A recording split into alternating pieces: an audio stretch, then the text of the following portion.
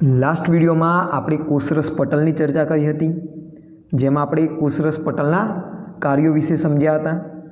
આ વિડીયોની અંદર આજે આપણે કોષ દિવાલ વિશે માહિતી મેળવીશું। તો આ વિડીયોની અંદર કોષ દિવાલનું બંધારણ, કોષ દિવાલના કાર્યો વગેરેની આપણે ચર્ચા કરીશું। તો કોષ દિવાલ કોને કહેવાય?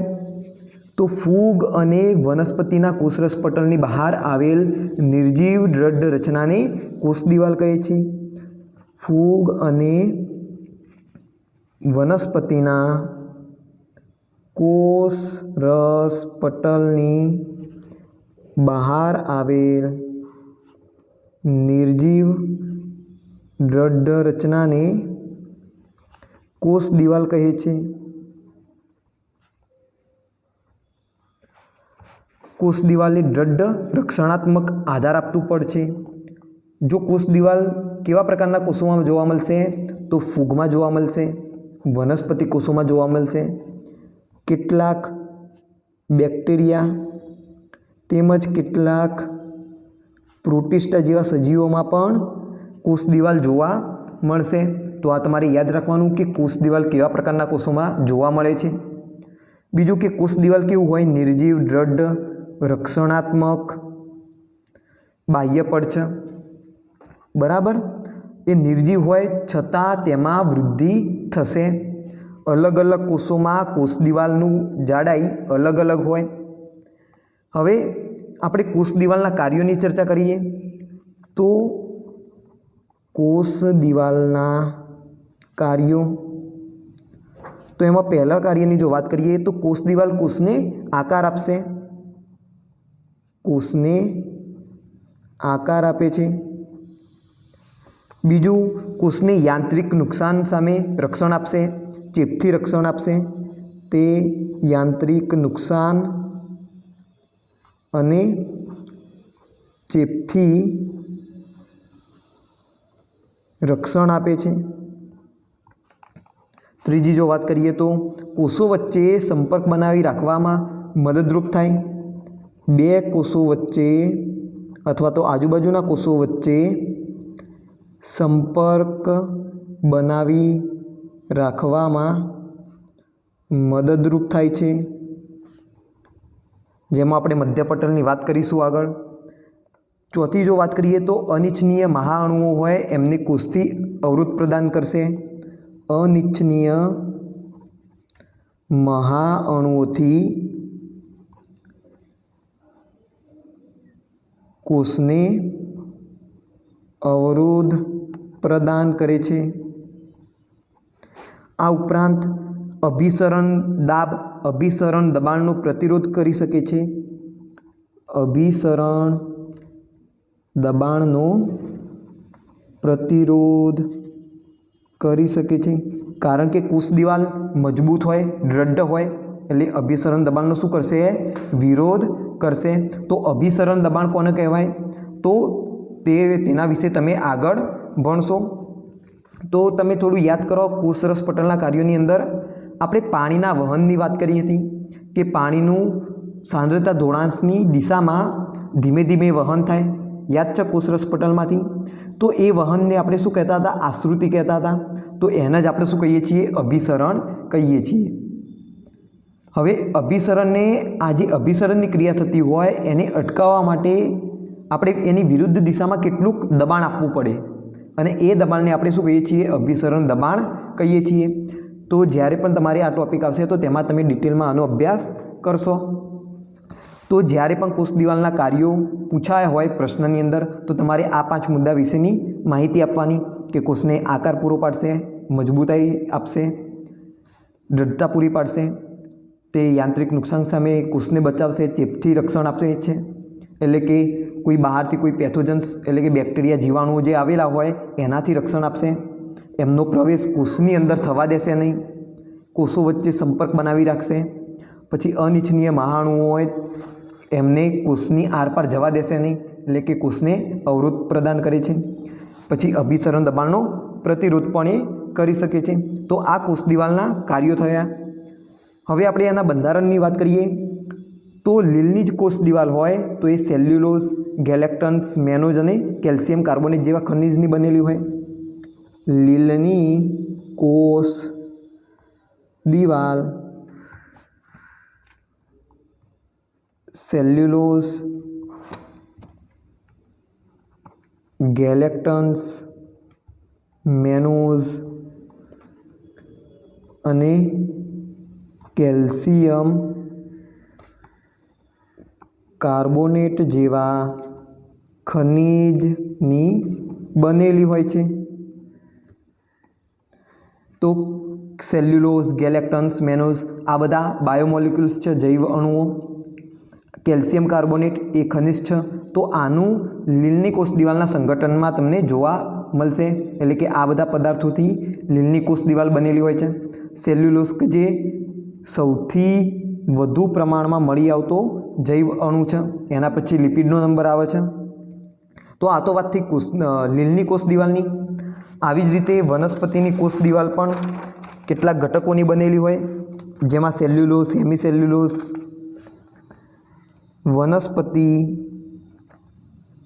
વનસ્પતિ માટે સેલ્યુલોઝ, હેમિસેલ્યુલોઝ,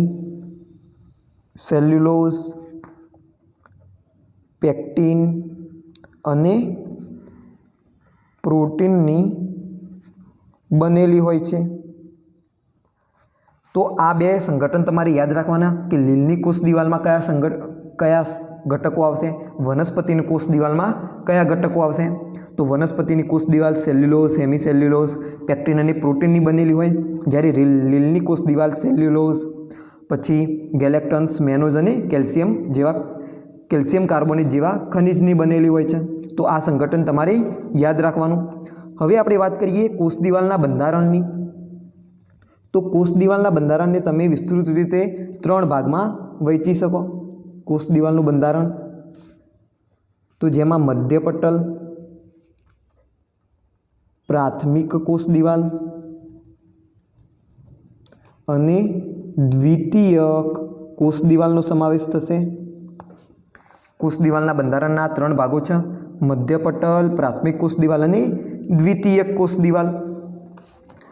તો પહેલી આપણે ચર્ચા કરીએ મધ્યપટલની. તો પહેલાં આપણે વાત કરીએ કે આ પટલો કેવી રીતે ગોઠવાયેલા છે. તો આ થયો કોષની અંદર કોષરસ પટલ જોવા મળશે. વનસ્પતિ કુલ છે તો મોટી રસધાનીઓ પણ જોવા મળશે. અહીંયા અંતકોષરસ ઝાડ હશે, રિબોઝોમ્સ હશે, કર્ણાભસૂત્ર હશે, વિવિધ અંગિકાઓ એની અંદર આવેલી હશે. હવે જુઓ આ થઈ ગયું કોષરસ પટલ. આ કોષરસ પટલની બહારની બાજુએ એક દ્રઢ પડ આવેલું છે, કોષ દિવાલ. આપણે કહીશું આને પ્રાથમિક કોષ દિવાલ. આ પ્રાથમિક કોષ દિવાલની જસ્ટ અંદરની બાજુએ અહીંયા દ્વિતીયક કોષ દિવાલ હશે. આ પ્રાથમિક કોષ દિવાલની બહારની બાજુએ મધ્યપટલ આવેલું હશે. મધ્યપટલ એટલા માટે કે બે કોષોની વચ્ચે આવેલું હોય છે, એટલા માટે આપણે એને શું કહીએ છીએ, મધ્યપટલ કહીએ છીએ. આ શું થઈ ગયું, મધ્યપટલ. આ એક કોષ હોય, આ બીજો કોષ, અને એ બંનેની વચ્ચે આવેલું આ પટલ છે, માટે આપણે એને શું કહીએ છીએ, મધ્યપટલ કહીએ છીએ. તો જુઓ અહીંયા આ રીતે એક કોષ હશે, અહીંયા આ રીતે કોષ હશે. આ કોષ દિવાલ છે કોષની, આ કોષની કોષ દિવાલ થઈ ગઈ, અને એમની વચ્ચે શું આવેલું હોય, આ રીતે મધ્યપટલ આવેલું હોય છે. તો મધ્યપટલ શું કરશે, બે કોષોને જકડી રાખવાનું અહીંયા કામ કરશે. તો પહેલી આપણે ચર્ચા કરી લઈએ મધ્યપટલની. તો મધ્યપટલની જો વાત કરીએ તો મધ્યપટલે આજુબાજુના કોષોને એકબીજા સાથે સંપર્કમાં રાખે છે. આજુબાજુના કોષોને એકબીજા સાથે સંપર્કમાં રાખે છે. જો મધ્યપટલના આપણે સંગઠનની જો વાત કરીએ તો એ મુખ્યત્વે કેલ્શિયમ પેક્ટેટનું બનેલું હોય છે. શેનું બનેલું હોય છે, તો કેલ્શિયમ પેક્ટેટનું બનેલું હોય છે. આ ઉપરાંત મેગ્નેશિયમ પેક્ટેટનું પણ બનેલું હોય છે. તો આને અનુલક્ષીને નીટ 2009માં એક સવાલ પૂછાયો હતો. 2009માં નીટ 2009માં એક પ્રશ્ન પૂછાયો હતો કે મધ્યપટલ મુખ્યત્વે શેમાંથી બનેલું છે, આવો એક MCQ પૂછાયો હતો. તો એનો જવાબ શું આવશે? Calcium pectate. શેનું બનેલું હોય? મુખ્યત્વે કેલ્શિયમ પેક્ટેટ અને મેગ્નેશિયમ પેક્ટેટનું બનેલું હોય. તો તમારો આ ઓપ્શન સાચો આવશે. તો આ પ્રકારનું પણ એક MCQ બની શકે છે આની અંદરથી, અને જે પૂછાઈ ગયો હતો 2009માં. હવે મધ્યપટલ પછી આપણે સેકન્ડ વાત કરીએ એના જસ્ટ અંદર આવેલા પટલની, એટલે કે પ્રાથમિક કોષ દિવાલ. પ્રાથમિક કોષ દિવાલ. તો પ્રાથમિક કોષ દિવાલ પાતળી હોય અને મધ્યપટલની નીચે આવેલી હોય અને જે વૃદ્ધિની ક્ષમતા ધરાવે છે. આમાં શું થશે? વૃદ્ધિ થશે. વૃદ્ધિની ક્ષમતા ધરાવે છે, બરાબર. અને જેમ જેમ પરિપક્વ થશે કોષ, તેમ તેમ આ જે પ્રાથમિક કોષ દિવાલ હોય તેનું ક્ષયન થાય અને તેની અંદરના ભાગે દ્વિતીયક કોષ દિવાલનું નિર્માણ થશે. જેમ જેમ કોષ પરિપક્વ થશે તેમ પ્રાથમિક કોષ દિવાલનું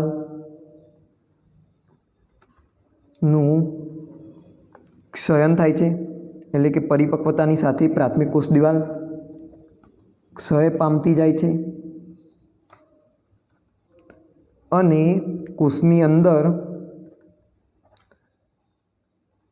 એટલે કે કોષરસ તરફ અથવા તો કોષરસ પટલ તરફ કહેશો તમે, કોષરસ પટલ તરફ દ્વિતીયક કોષ દિવાલનું નિર્માણ થાય છે. તો પ્રાથમિક કોષ દિવાલના જો સંગઠનની વાત કરીએ, બંધારણની, તો એ શેમાંથી બનેલું હશે? તો સેલ્યુલોઝ, હેમિસેલ્યુલોઝ, પેક્ટિન, પછી ક્યુટિન, સુબ્રિન જેવા લિપિડ્સ, તો એ બધાની પ્રાથમિક કોષ દિવાલ બનેલી હોય છે. ઓકે, તો આ થઈ ગઈ પ્રાથમિક કોષ દિવાલની ચર્ચા. ત્યારબાદ આપણે એક બીજી ચર્ચા કરી લઈએ. તો કોષરસ તંતુ એ પ્રાથમિક કોષ દિવાલ અને મધ્યપટલ મારફતે બે કોષોના કોષરસોને એકબીજાના સંપર્કમાં રાખશે. આના સિવાય બીજી કઈ ચર્ચા કરીશું આપણે? કોષરસ તંતુની. કોષરસ તંતુ. તો કોષરસ તંતુ શું કરશે? કોષરસ તંતુ બે કોષોના કોષરસને એકબીજાના સંપર્કમાં રાખશે. અહીંયા એક કોષ હોય, અહીંયા એક બીજો કોષ હોય. આ માની લો એની કોષ દિવાલ. હવે આ કોષ અહીંયા હશે મધ્યપટલ અને અહીંયા આ રીતે શું ગોઠવાયેલા હોય છે? કોષરસ તંતુઓ ગોઠવાયેલા હોય છે, જે શું કરશે?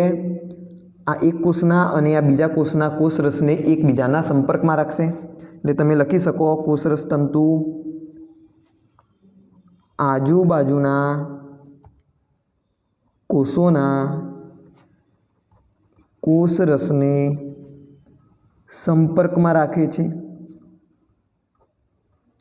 ઓકે, તો આ થઈ ગઈ કોષ દિવાલની ચર્ચા, જેની અંદર આપણે શેની ચર્ચા કરી? તો કોષ દિવાલ કેવા પ્રકારના કોષોમાં જોવા મળે છે એની આપણે ચર્ચા કરી. તો ફૂગ, વનસ્પતિ, બેક્ટેરિયા, કેટલાક પ્રોટિસ્ટા જેવા સજીવોમાં કોષ દિવાલ જોવા મળશે. પ્રાણી કોષોની અંદર કોષ દિવાલ જોવા મળશે નહીં. કોષરસ પટલ બધા પ્રકારના કોષોની અંદર જોવા મળશે, પરંતુ કોષ દિવાલ બધા પ્રકારના કોષોમાં જોવા મળતી નથી. તો કોષ દિવાલ શું છે? એક દ્રઢ, રક્ષણાત્મક, નિર્જીવ બાહ્ય પડ છે, જે કોષને રક્ષણ આપે છે, આકાર એને પૂરો પાડશે, એક કોષને દ્રઢતા પૂરી પાડશે, તેમજ યાંત્રિક નુકસાન સામે અને ચેપ સામે પણ રક્ષણ આપશે. કોષો વચ્ચે સંપર્ક બનાવી રાખવામાં મદદરૂપ થાય, જેની અંદર આપણે મધ્યપટલની ચર્ચા કરી. બરાબર. મધ્યપટલ શું હોય? એક સ્ટીકી પડ હોય, એટલે કે મતલબ ચીકણું પડ હોય, ખાસ કરીને લિપિડ્સનું જ બનેલું હોય. તો એના દ્વારા શું થાય? જે નજીકના જે કોષો હોય એ એકબીજાના સંપર્કમાં રહેશે. જે અનિચ્છનીય મહાઅણુ હોય એનાથી કોષને અવરોધ પૂરો પાડશે. પછી અભિસરણ દબાણનો પણ એ પ્રતિરોધ કરી શકે, કારણ કે એ મજબૂત હોય એના લીધે. પછી તમારે આ યાદ રાખવાનું કે લીલની કોષ દિવાલ શેની બનેલી છે અને વનસ્પતિની કોષ દિવાલ શેની બનેલી છે. તો લીલની કોષ દિવાલ સેલ્યુલોઝ, ગેલેક્ટન્સ, મેનોસ, કેલ્શિયમ કાર્બોનેટ જેવા ખનિજોની બનેલી હોય. વનસ્પતિની કોષ દિવાલ સેલ્યુલોઝ, હેમિસેલ્યુલોઝ, પેક્ટિન, પ્રોટીનની બનેલી હોય. કોષ દિવાલના બંધારણની જો વાત કરીએ તો કોષ દિવાલના મુખ્યત્વે 3 બંધારણ થશે. 3 ભાગો તમે પાડી શકો. મધ્યપટલ, પ્રાથમિક કોષ દિવાલ અને દ્વિતીયક કોષ દિવાલ. તો તમે કહી શકો આ થઈ ગયું પ્રાથમિક કોષ દિવાલ. એની જસ્ટ નીચે અહીંયા શું હશે? દ્વિતીયક કોષ દિવાલ હશે. આ પ્રાથમિક કોષ દિવાલની આ રીતે ઉપર શું હોય? તો મધ્યપટલ હોય અને અહીંયા ફરી પાછો બીજો કોષ આવશે. તો આ પ્રકારની કોષ દિવાલનું બંધારણ હશે. મધ્યપટલની જો વાત કરીએ તો આજુબાજુના કોષોને એકબીજાના સંપર્કમાં રાખશે. મુખ્યત્વે મધ્યપટલ કોનું બનેલું હોય? તો કેલ્શિયમ પેક્ટેટનું બનેલું હોય. પ્રાથમિક કોષ દિવાલની જો વાત કરીએ તો વૃદ્ધિની ક્ષમતા ધરાવે છે પ્રાથમિક કોષ દિવાલ. નિર્જીવ હોય કોષ દિવાલ છતાં શું થતી હોય? એની અંદર વૃદ્ધિ થતી હોય છે. અને જેમ જેમ કોષ પરિપક્વ થશે તેમ પ્રાથમિક કોષ દિવાલ ક્ષય પામતી જશે અને કોષની અંદર કોષરસ તરફ એક દ્વિતીયક કોષ દિવાલનું નિર્માણ થશે. પછી આપણે ચર્ચા કરી કોષરસ તંતુની કે જે કોષ દિવાલ અને મધ્યપટલમાંથી પસાર થઈને બીજા કોષ સાથે સંપર્કમાં હશે. જે શું કરે? તો બે કોષો વચ્ચે કોષરસ ને બે કોષોના કોષરસને એકબીજાના સંપર્કમાં રાખશે. તો આ હતી કોષ દિવાલની માહિતી. નેક્સ્ટ આપણે અંતઃપટલમય તંત્રની રચના કરીશું. ઓકે, તો આ વિડીયોની અંદર માત્ર આટલું જ.